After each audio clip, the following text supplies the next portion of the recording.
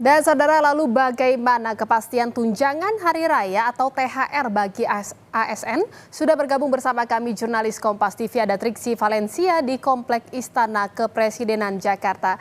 Selamat sore Triksi, apakah sudah ada tanda-tanda terkait dengan pengumuman THR untuk ASN pada sore hari ini?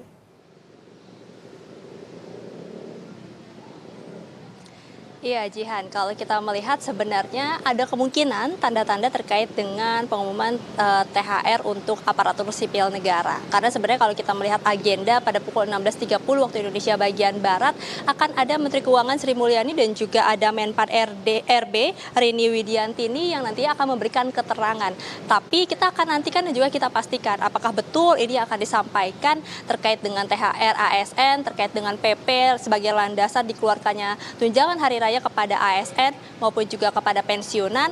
Tapi sebenarnya kalau kita melihat keduanya ini kan berkaitan ya, yang mengatur ataupun juga yang mengurus terkait dengan tunjangan hari raya kepada aparatur sipil negara.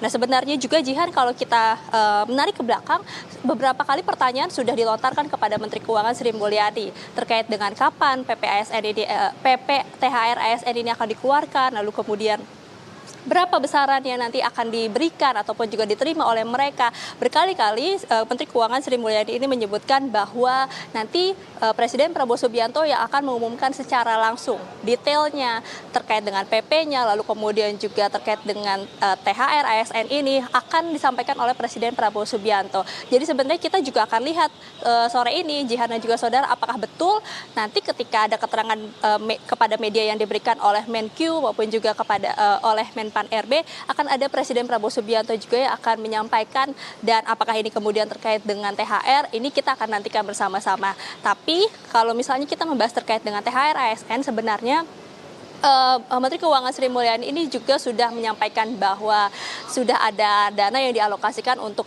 THR kepada ASN setidaknya ada 50 triliun rupiah.